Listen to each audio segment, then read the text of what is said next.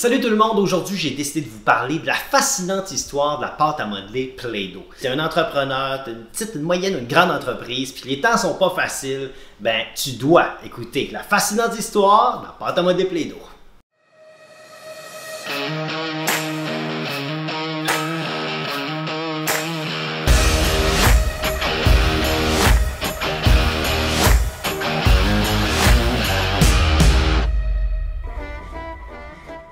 C'est vers la fin des années 20 que l'histoire commence.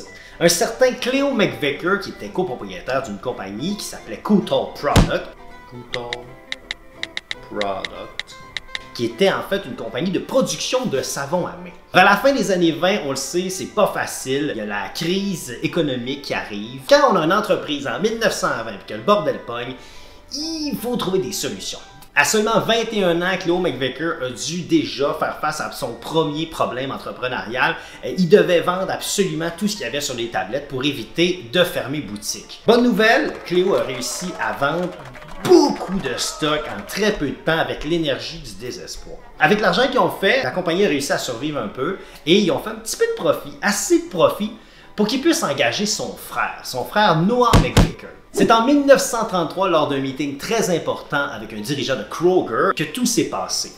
Le dirigeant de Kroger a demandé « Messieurs, j'ai besoin d'un produit miraculeux pour laver les papiers peints sans les abîmer. » Dans ces années-là, on trouvait ça vraiment cool, le chauffage au charbon. Ça coûtait moins cher que le bois et de deux, c'était plus efficace que le bois. C'est sûr que quand tu mets ça puis que tu oublies que ça peut te tuer parce que c'est toxique puis c'est vraiment pas tant éco-friendly, ben c'est vrai que ça va bien le charbon. Mais le charbon, ça a un problème. Quand tu brûles ton charbon, ça crée une suie sur les murs. Une suie noire comme les noirceurs de l'enfer. Ça se colle sur les murs, puis c'est dégueulasse, puis il faut laver ça. Le deuxième point à savoir, c'est que dans les années 20 aussi, le net plus ultra du home staging, c'était de mettre du papier peint partout, le plus possible, sur tous les murs de ta maison. Mais le problème, c'est que le papier peint en 1920, c'était bien avant l'arrivée du vinyle. Le papier peint de 1920, il était fait en quoi? Il était fait en papier.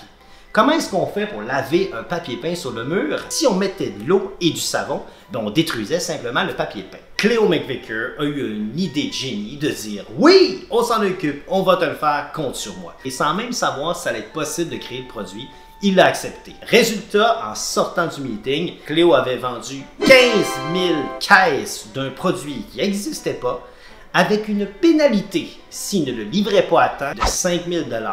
Faut se rappeler qu'en 1933, 5 000 $, c'est à peu près 90 000 $ aujourd'hui. Évidemment, les deux frères ont dû travailler. Oh mon Dieu, comment est-ce qu'on va faire pour faire un produit pour laver du papier peint sans le briser? Il faut pas qu'il y ait d'eau.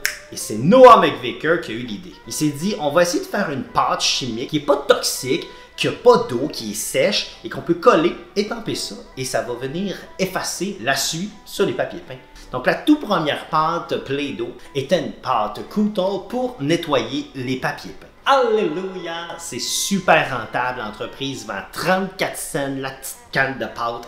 Ils en vendent pas mal, ils la produisent, ils la distribuent. Kroger est content, il vend ses 15 000 caisses de petites pâtes pour nettoyer les papiers peints. Ça va super bien. Les ventes sont au rendez-vous pendant à peu près 10 ans. Ça va bien, l'entreprise est sur des roulettes quand tout à coup arrive la Deuxième Guerre mondiale. Les temps sont durs, les changements technologiques qui arrivent. Les gens arrêtent de chauffer au charbon pour choisir le gaz ou le chauffage à l'huile. Ça met plus de suie sur les murs. Le fameux produit Klondike de Coutall Product est maintenant complètement inutile.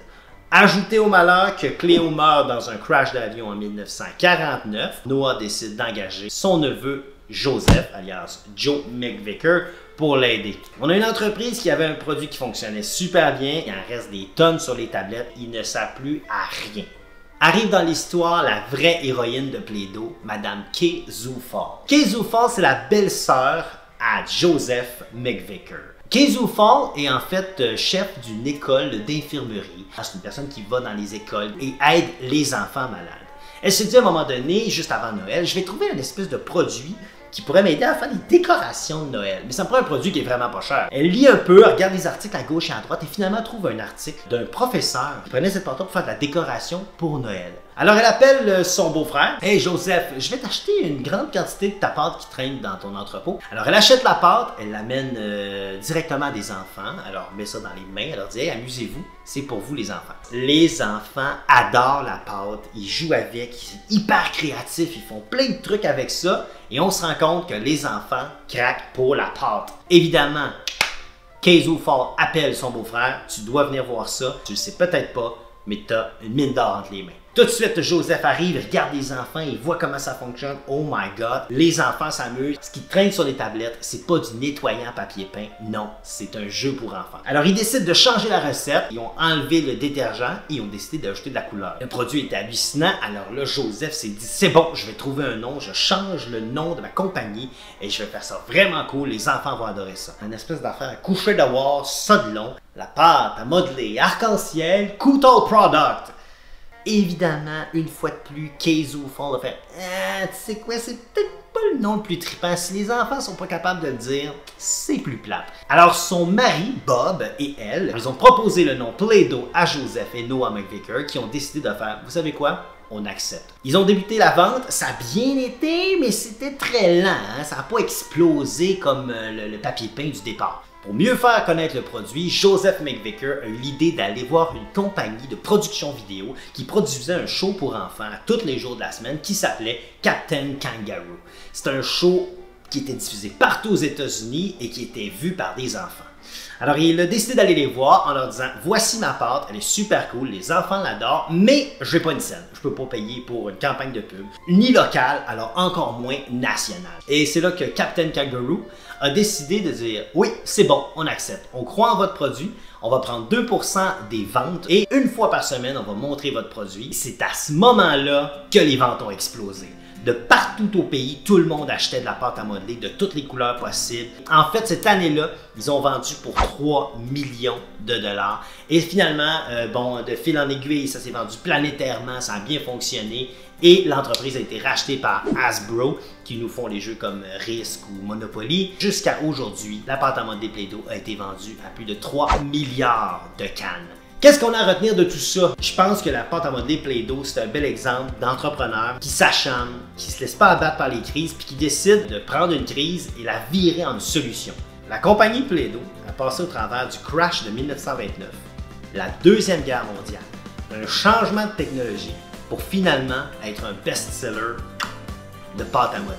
Parce que quand on y pense, c'est la même canne, avec à peu près le même produit dedans. Au lieu de la vendre 34 cents la canne, ils l'ont vendu 1,54 $ la canne et en ont vendu jusqu'ici 3 milliards. J'espère que ça vous a façonné quelques petites idées pour ne pas abandonner et continuer vos affaires. Ciao, ciao!